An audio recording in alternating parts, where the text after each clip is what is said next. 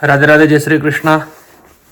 जैसा कि हम बात कर रहे हैं वृषभ लग्न के द्वादश भाव में भगवान सूर्य आदित्य भुवन भास्कर की स्थिति को लेके। अब हम बात करेंगे लाभ भाव में। यदि भगवान सूर्य आदित्य स्थित हो तो क्या परिणाम प्रदान करेंगे, बड़ा ध्यान से सुनिएगा। लाभ भाव, लाभे सर्वग्रह प्रशस्ता, सभी ग्रह प्रशस्त होते लाभ भाव में। कहते हैं लाभस्थाने ग्रहा सर्वे बहु लाभ फल प्रदा गजास्वपति सौम्यादि क्रूराः कुर्वन्ति कुंजरान। लाभ भाव की महत्ता, क्योंकि जीवन के प्रत्येक स्रोत से लाभ है, इच्छा पूर्ति, आपकी आय है, आपके मित्र है, इष्ट मित्र है, बड़े व्यक्ति है, तो हर प्रकार से कारोबार है अच्छा खासा, सब एकादश भाव से देखा जाता है। और एकादश भाव में सूर्य आकर के बैठेंगे सुखेश चतुर्थेश, जो कि इस लग्न में मकान वान भूमि प्रॉपर्टी पर आधिपत्य किए हुए हैं और नैसर्गिक रूप से पद प्रतिष्ठा इस कीर्ति के हुए नैसर्गिक कारक तो होते ही है, राज्य के कारक तो होते ही है। इसलिए सरकारी कार्यों से अर्थ प्राप्त करना, सरकारी ठेके लेना, सरकार से कैसे भी करके अर्थ की प्राप्ति करना और अपने मकान वाहन भूमि अच्छे से प्रचुर मात्रा में स्थापित कर लेना, अपना साम्राज्य खड़ा कर लेना, चाहे व्यवसाय को चाहे राजनीति को। लाभ भाव का सूर्य है, अद्भुत स्थिति निकल करके आती है। पिता का सहयोग, मकान वाहन भूमि प्रॉपर्टी के अच्छे योग, नौकर चाकर अच्छे, ग्रहण नहीं होना चाहिए, कोई पाप प्रभाव नहीं होना चाहिए। लाभ भाव में वैसे सभी ग्रह प्रशस्त होते हैं। सरकार में अच्छे पद प्राप्त कर सकता है ऐसा व्यक्ति। पंचम भाव पर दृष्टि रहेगी, अच्छी स्थिति है, बच्चे भी एजुकेटेड होंगे। हाँ, पाप प्रभाव की दृष्टि रहेगी मिथुन राशि पर। यदि मंगल और शनि की भी दृष्टि पड़ती है तो गर्भपात की भी योग बना देता है पंचम भाव पर। ज्यादा पाप प्रभाव नहीं होना चाहिए। पंचम भाव आपकी शिक्षा का, एजुकेशन का, प्रेम संबंधों का है,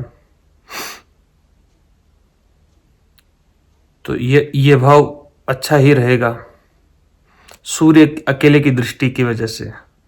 ज्यादा यह पापी है, क्रूर नहीं है, लेकिन कहते क्रूरा खेटा राहु मंदार का भूम है, अर्क को थोड़ा बाहर कर देना चाहिए क्रूर में।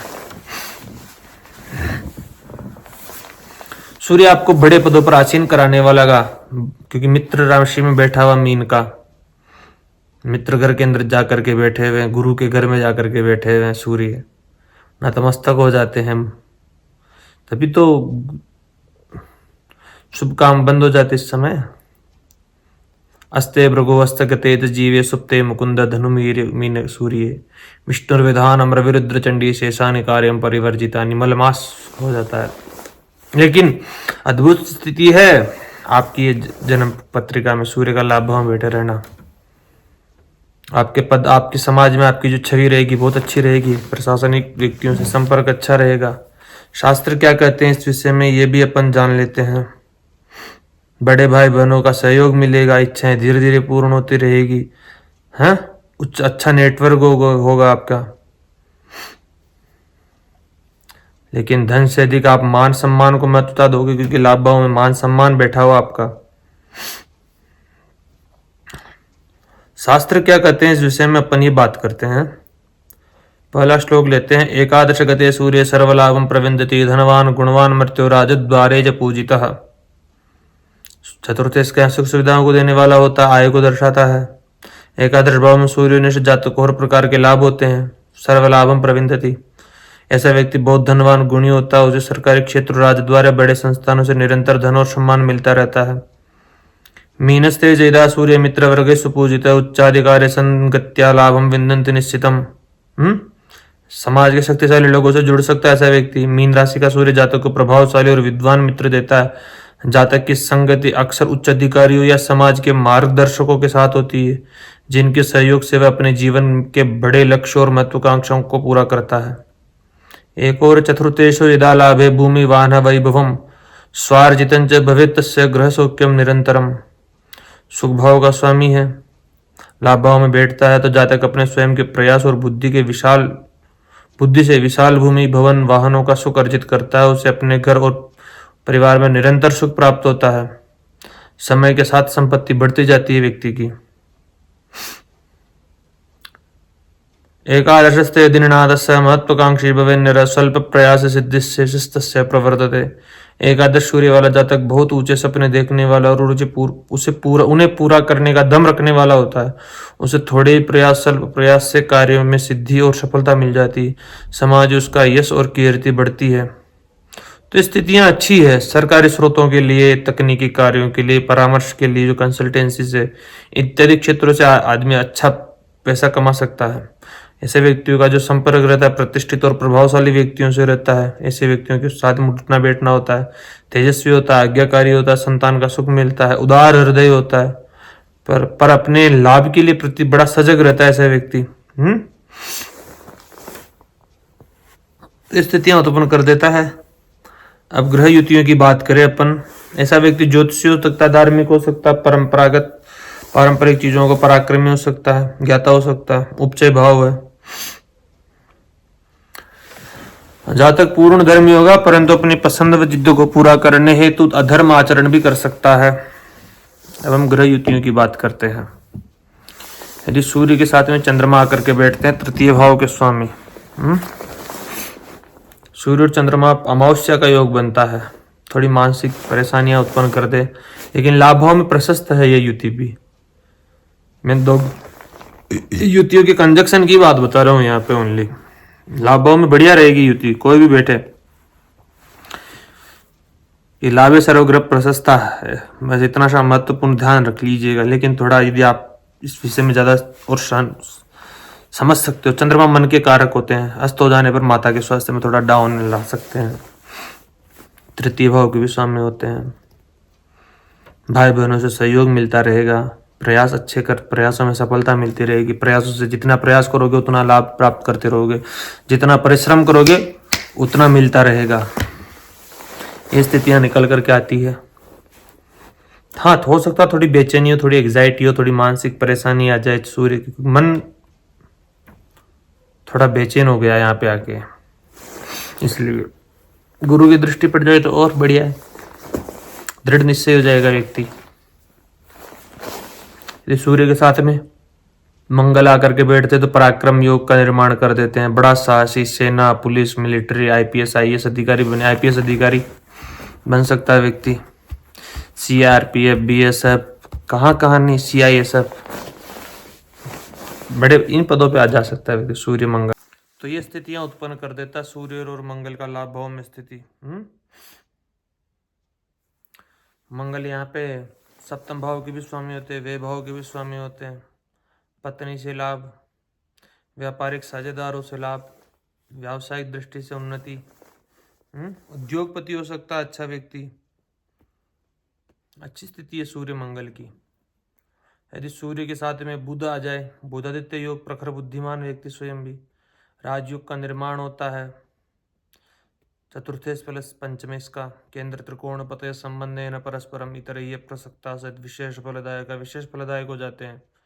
बड़े पदों पर आसीन होने वाला होगा। बहुत बुद्धिमान, बहुत तीक्ष्ण बुद्धि की स्थिति उत्पन्न हो सकती है।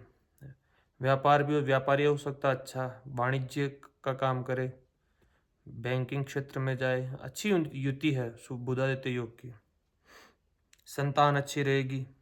भौतिक सुख सुविधाओं का अच्छा भंडार रहेगा, सहज ही प्राप्त कर लेगा ऐसा व्यक्ति। बुधादित्य योग है, अच्छी युति है। पंचमेश पंचम को देखेगा। संतान पक्ष अच्छा, शिक्षा पक्ष अच्छा, रोज तरक्की के मार्ग पर प्रशस्त होते रहेंगे ऐसे व्यक्ति। यदि सूर्य के साथ में गुरु आ जाते हैं, जीवात्मा योग का निर्माण होगा। अपने भाव में ही बैठे रहेंगे, लाभ भाव में, फिर क्या चाहिए। असिस्टेंट प्रोफेसर बने, अच्छे बड़े पद, शैक्षणिक संस्थाओं में व्यक्ति रहे, कुलपति बने, धार्मिक स्वभाव का व्यक्ति रहेगा, धर्म जगत में नाम कमा सकता है, योगी हो सकता है। अद्भुत स्थिति है जीवात्मा सूर्य गुरु की युति को, अच्छा योग माना गया है। अष्टमेश भी है सूर्य, लाभेश भी, अष्टमेश में गुरु, लाभेश भी है। अच्छी स्थिति है जीवात्मा योग द्वादश लाभ भाव में। यदि सूर्य के साथ में शुक्र हो, लग्नेश का लाभ भाव में बैठे रहना, अपने प्रयासों से लाभ, ये भी व्यक्ति जितना मेहनत करेगा उतना कमा के खाएगा। षष्ठेश है, षष्ठेश का लाभ भाव में बैठा, शत्रुओं से भी प्राप्त कर लेगा अर्थ, शत्रुओं पर विजय प्राप्त करने वाला होगा, इच्छा पूर्ति होती रहेगी, जो जो सोचेगा वो काम। यम यम चिंतयते कामम तंतम प्राप्नोत निश्चितम, ऐसी स्थिति निकल के आती है, जो जो सोचेगा उसकी प्राप्ति होती रहती है। लाभ भाव में लगने इसका बैठे रहना बढ़िया है। सूर्य शुक्र कला, बिजनेस, उद्योग, फैंस, सौंदर्य प्रसाधनों का काम करे ऐसा व्यक्ति होटल मैनेजमेंट, बिजनेस, रेस्टोरेंट इत्यादियों के भी काम बढ़िया है। फिल्म जगत हो गया, पूरा संगीत कला के क्षेत्र में उन्नति कारक है। यदि सूर्य के साथ में शनि आ जाए मीन राशि का, तो यह भी स्थिति सही है सूर्य मीन की। सूर्य शनि, पिता पुत्र में थोड़े वैचारिक मतभेद हो सकते हैं, बड़े भाई से थोड़े संबंध वैचारिक मतभेद हो सकते हैं, लेकिन स्थिति सही है। व्यापारिक दृष्टि से बड़ा उद्योगपति हो सकता है ऐसा व्यक्ति, व्यापार के क्षेत्र में उन्नति कारक होगा। अच्छी स्थिति सूर्य और शनि की। लाभे सर्वग्रह प्रशस्ता, सभी ग्रह प्रशस्त, इस कारण बढ़िया स्थिति है। यदि सूर्य के साथ में राहु आ जाए तब थोड़ी बहुत परेशानीदायक स्थिति उत्पन्न हो जाती है। राहु और सूर्य में थोड़ी वैचारिकी यानी ईगो ग्रहण दोष कहते हैं इसको। हो सकता है कि पद प्रतिष्ठा में थोड़ी कलंक लग जाए, पदच्युत हो जाए, बड़े पदों पर आसीन लोग आपको दुत्कार दे, आपका उपहास कर सकता है, उपास के केंद्र बिंदु बन सकते हैं। तो ये स्थिति थोड़ी सही नहीं है लाभ भाव में सूर्य और राहु की, ये युति ही सही नहीं है। वैसे लाभ भाव भी क्या करेगा बेचारा, आय जितनी आनी चाहिए वो नहीं आ पाएगी, फंस जाएगा मार्केट में पैसा, ये स्थितियां उत्पन्न कर देता है। केतु आ जाए, केतु सही है थोड़ा सूर्य के साथ में, यह डिटेचमेंट का ग्रह, अलगाव है, मोक्ष कारक, आध्यात्मिक है। ये अध्यात्म से चले तो बड़ी उन्नति प्राप्त कर लेगा। बड़े पदों पर आसीन होकर के भी अहंकार नहीं रहेगा, वो सोचेगा कि हाँ है बढ़िया है, जैसे थे वैसे ही रहेंगे, हमारे को ज़्यादा वो नहीं है, चिपकू नहीं है पद पे, भाई मेरे को तो नहीं पद पे बने रहना, ऐसा नहीं है। अच्छी स्थिति है सूर्य केतु की। तो अब हम आगे बात करेंगे द्वादश भाव में सूर्य के फल की। द्वादश भाव के अंदर द्वादश भाव में ही सूर्य क्या परिणाम देंगे वृषभ लग्न में। धन्यवाद।